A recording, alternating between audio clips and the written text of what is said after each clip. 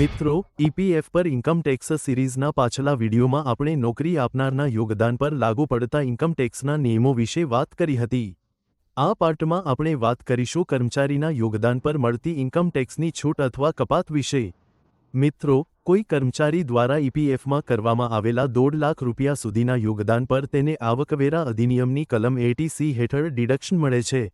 એટલે કે આ યોગદાનને તે પોતાની આવકમાંથી બાદ કરીને આવકવેરાની ગણતરી કરી શકે છે.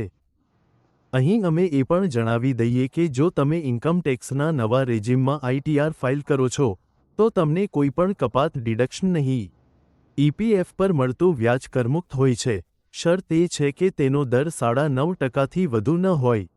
આ ઉપરાંત 31 માર્ચ 2021 પછી ફક્ત 2.5 લાખ રૂપિયા સુધીના યોગદાન પર મળતું વ્યાજ કરમુક્ત રહેશે. જે કર્મચારી વાર્ષિક 2.5 લાખ રૂપિયાથી વધુ યોગદાન જમા કરાવે છે, ઈપીએફઓ દ્વારા તેમના ખાતાને 2 ભાગમાં વહેંચવામાં આવે છે. એક, 2.5 લાખ સુધીના યોગદાનવાળું અને બીજું, 2.5 લાખ ઉપરાંતનું યોગદાનવાળું. પહેલાવાળા પર ટીડીએસ કાપવામાં આવતો નથી, જ્યારે બીજા પર વ્યાજ આપતી વખતે ઈપીએફઓ દ્વારા ટીડીએસ કાપવામાં આવે છે. ઈપીએફમાંથી આંશિક ઉપાડ એટલે કે પાર્શિયલ વિડ્રોલ, જેને આપણે એડવાન્સ પણ કહીએ છીએ, તે સંપૂર્ણપણે કરમુક્ત છે. સાથે જ 5 વર્ષની સભ્યતા પૂર્ણ કર્યા પછી ફાઇનલ વિડ્રોલ પણ કરમુક્ત છે.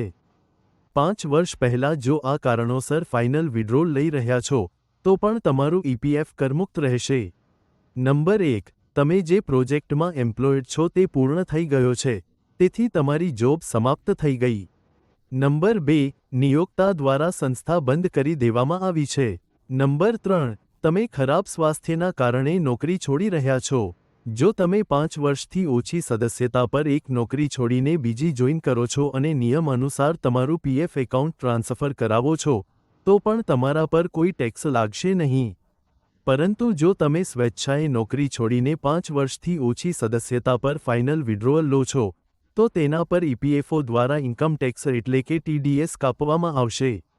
જો તમે તમારો પેનને તમારા યુએએન સાથે લિંક કર્યું છે તો ટીડીએસનો દર 10% હશે, નહીં તો આ દર 34.608% હશે.